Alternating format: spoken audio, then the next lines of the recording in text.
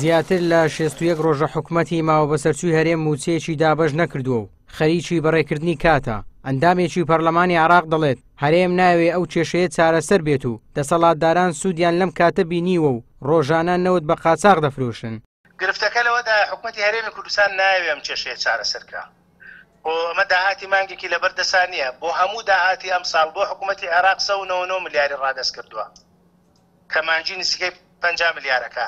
ئایا گەڕۆک و خۆیان نەڵێن مانگی 350 ملیار داهاتی ناوخۆمان هەبێ باەم 5 مانگە کۆکەیتەوانێ ئەوەشی لێ دەرگە کە داوێتی بە بەغا داهاتی فرۆشتنی نەوتی قاچاقەکەی کە لەبەردەستیانە ئایا ناتوان موچە دابین کرد. بە دڵنیاوە من پێم وایە داهاتەیە لە هەرێمی کوردستانە بەڵام لە دەستێکی ئەمینانیە بەداخەوە.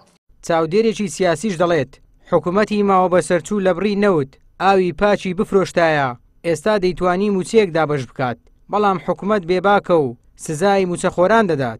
داهاتی بانکیمان هەیە، داهاتی غەریبەمان هەیە، داهاتی هاتوچۆمان هەیە، داهاتی برێن وەزارەتی ناوخۆ بە هەموو بەشەکانیمان هەیە، داهاتی گومرگەکانمان هەیە لە سێمێلکا بگرە تاکو دێتە ئیبراهیم خەلیل و باشماغ و سەیران بن و کێلێ و پەروێزخان هەر هەموو داهاتەکانی هەرێمی کوردستانمان هەیە، مەتاڕاتەکانمان هەیە. ئەو داهاتانێک کە هەرێمی کوردستان کۆی دەکاتەوە بەو بیرێنەوتانەی کە خۆشمان ڕۆژانە دەیفرۆشین و بەو تەنکەرانێک کە ئاودی و دەکەین کە بوونەتە قەرەباڵغی جادەوبانەکانی هەرێمی کوردستان ئەگەر بێت و ئەو تەنکەرانەی نەوتانێک کە بە قاچاق دەفرۆشین بۆ دەرەوەی هەرێمی کوردستان تەنها ئاوی پاکمان بفرۆش بایە بۆ ئەوروپا دەمانتوانی هەر هیچ نەبێ ئەو دوو موچە زیاتریش پێ بدەین، تەنها ئاوی پاکمان ڕەوانەی ئەوروپا بکردەوە نەکو نەوت.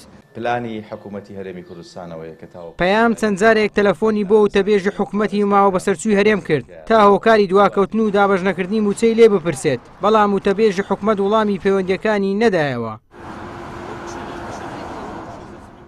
ئەم بینایی دواوەی من بینای ئەنجومەنی وەزیرانە، حکوومەتێک وێنەی نییە لە دنیا، نەوت دەفرۆشێ و داهاتی ناوخۆی هەیە و موچەش نادات.